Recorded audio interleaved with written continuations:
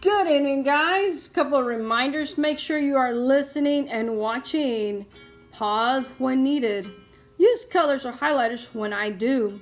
If you didn't understand something, put a question mark next to it and ask in class, please. Today, we got something different that's going to happen. You're going to be taking a short little quiz after watching the video and taking notes. Don't panic. The quiz is the 4 you tries in your paper, okay? And it's going to be your summary. In your summary, I am looking for 4 specific sentences. The answer to these questions, okay? What does it mean that y is a function of x? How will you determine if a table shows that y is a function of x? How will you determine if a graph shows that y is a function of x? And how will you determine if a relation shows that y is a function of x? These 4 questions, the answers to those 4 questions must be included in your summary. All right, so let's get started. Video notes number 4. We will determine whether the representation given shows y as a function of x. Your essential question, what are the methods to determine if each type of representation shows y as a function of x? All right, we got lots of vocabulary to do. You need to write this in your spiral, okay? There was a lot of vocab this time, so it didn't fit in your little paper. So write it down in your spiral. Okay, domain, the possible values for the input of a relation or function. In other words, the x values. Range, the possible values for the output of a relation or function. Or in other words, the y values. Relation, any set of ordered pairs. Vertical line test, method used to determine if a relation is a function or not. If a vertical line passes through a graph more than once, the graph is not a function. Representation is how information is displayed. It can be verbally, in other words, in words, tabulary, in a table, graphically, and symbolically. All right, and last but not least, what does it mean y as a function of x? Pairs each input with exactly one output value, okay?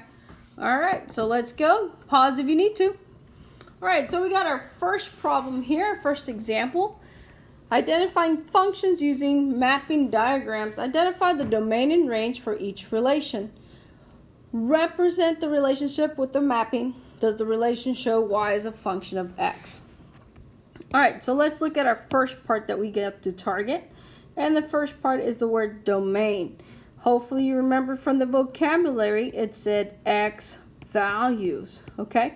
So looking at these ordered pairs, we're going to look at the x values. Now let's talk about ordered pair. Remember that this is x and that the second number is your y.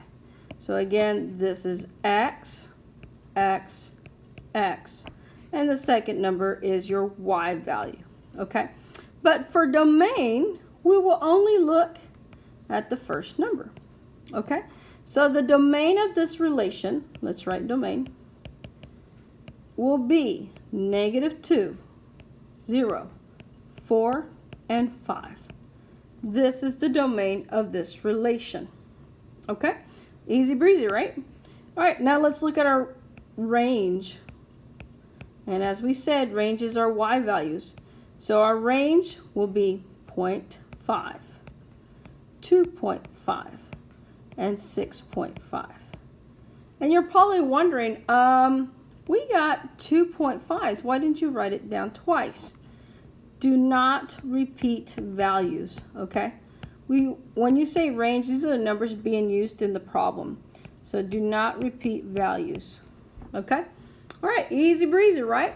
Okay, now let's do the mapping. And mapping is another representation. I think you've seen these before, where you have 2 circles.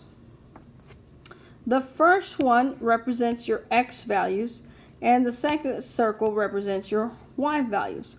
So what I'm going to do is I'm going to write my x values that I wrote right here. So -2, 0, 4, and 5.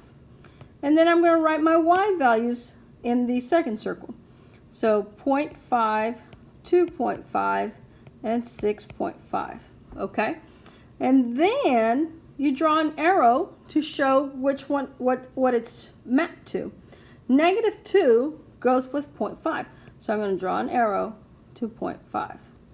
Boom. All right. Then I'm going to draw an arrow from 0 to 2.5. So I'll draw an arrow from 0 to 2.5.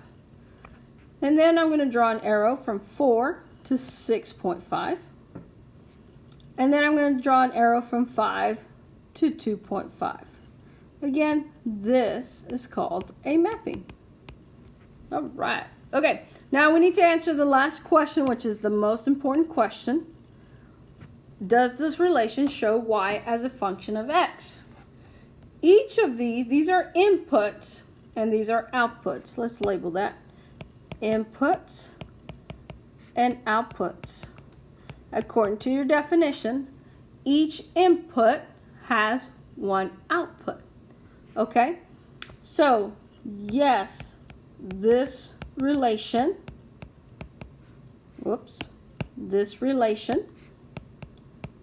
shows y as a function of x. Or in other words, it is a function. Okay? The end. Okay? All right, let's go to letter B. So we're going to do the same thing. We're going to represent our domain and range and represent the relation with a mapping. All right, so let's go. So again, our domain, I'm just going to use the letter D for domain, is the x values, which is the first number. Okay? Typically, you put this in order. So I'm going to start with the least number. You're going to put 4, 5, and then 6. Okay? Again, do not repeat values. Do not repeat numbers. Okay? All right, let's do our range. Range, if you remember, will be the y's. Okay, curly bracket. And I'm going to do, let's see, those are our y's. So 3, 4, 5, and then 8. Okay, that is our domain and our range. Okay, now let's create our mapping. So this is our input, and this is our output. Okay, I'll put my x's in the input circle, 4, 5, 6, and then I'll put my range, my output, over here. All right, so now I'll look at the relation that they gave me. I will be drawing an arrow from 6 to the number 5 because it's paired up. Okay. Next up, I'll be drawing an arrow from 4 to 3. Okay. And then once again, I'll be drawing an arrow from 6 to 4. And then last but not least, I'll be going from 5 to 8. All right, so there's our mapping. Okay. Remember, input is our x, output is our y. All right, so the most important question is this: does this show y as a function of x? And the answer will be no. Here's why. Do you see the 6? The 6 has 2 outputs. Okay? So this is not a function. Not a function. Okay? This does not show y as a function of x. Or you can say not a function. Okay? All gravy. All right, let's go. All right, let's go to number 2. Identifying functions given table. Decide whether the relation shown on the table shows y as a function of x. So hopefully you picked up that we're looking at only the x's. So let's only look at this column here. Okay, this is where you look. Okay, we have 2, 3, 4, and 5. And the answer is yes. X values do not repeat. Okay, So this one is yes, it's a function. Y is a function of x. All right, let's look at letter B. Letter B is a horizontal table. And again, we're only looking at our x's. We look only at that top row. Okay, so we have 4, 8, 4, and 10. So as you can see, we got 2 4s. So the answer is no. X values are repeating. Okay, so hopefully you understand what it means to be a function when you got a table. Okay, let's go to the next one. Identifying functions using the vertical line test. All right, so again, this is called a relation. Okay, this is called a relation. Now we're going to take that relation and graph these points. So let's hope you remember how to graph. This is 4, 2. So I am going to graph that 4, 2 right there. Okay, I want 4 squares over and then up 2. All right, let's graph the next one, 1, 2. So I'm going to go to the 1 and then up 2. So I'll put another dot there. All right, the next one is 0, 1. So I go to 0, notice that you don't see 0, but it's right there. That's 0 right there. And I'm going to go up 1. Okay, so let's put a dot there. And then next point is -2, 2. So I go to the x-axis and I go up 2. And then the last point is 3, 3.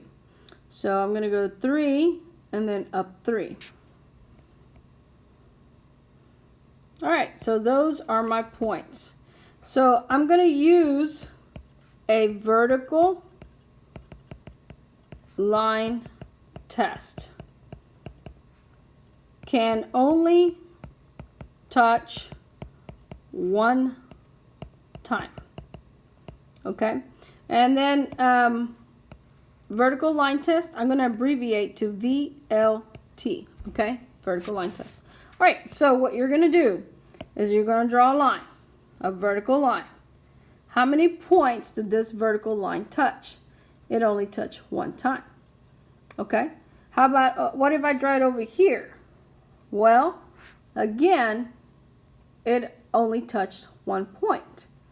Okay, so yes, passes vertical line test because only touched one point. It only touched one time. Okay, so this is a function. Let's go to the next one. Let's go to some graphs. Okay, so again, we're going to draw a vertical line. All right, doesn't matter where. I could draw it right down the middle. Okay, now when I'm talking about the graph, I'm talking about this blue line right here. This is the graph. Okay, and then the black stuff is the coordinate plane. So my question to you is, how many times did it touch the blue graph? It only touched it there. Okay, well, let's draw another one. What if I draw it over here? Well, how many times did it touch? It only touched it there. Okay, so it only touched one time. So the answer here is yes, passes vertical line test. Touches one time. Okay, all right, so now let's look at this silly graph over here. Looks like a backwards S. Okay, I'm going to draw a vertical line, and I don't have to draw this vertical line on a line. I can just draw it like, say, right here. And then hopefully you notice, oh, look, it touched there, and it touched there. Okay, so as you can see, this will be a no. It fails the vertical line test. Touches twice. Now, could it touch more? If I kept going, oh, look, it touches 3 times. So it probably is going to touch a lot more times. So instead of touching twice, we can say it touched 3 times. Okay, so a vertical line can only touch 3 times. Again, it doesn't matter where you draw the vertical line. I could draw it there if you like, as long as you draw a vertical line. Okay? All right, let's keep on going. Oh, and that's it. So now your turn. You tries, write your answers on your paper. Okay? Write answers on paper. All right? Then go take quiz on Canvas. You have to have both, okay? So there's your you tries. And then again, your summary questions. And again, you're doing this on Canvas. Don't forget. All right, that's it, folks. Hope you have a great weekend. We'll see you next week. Bye.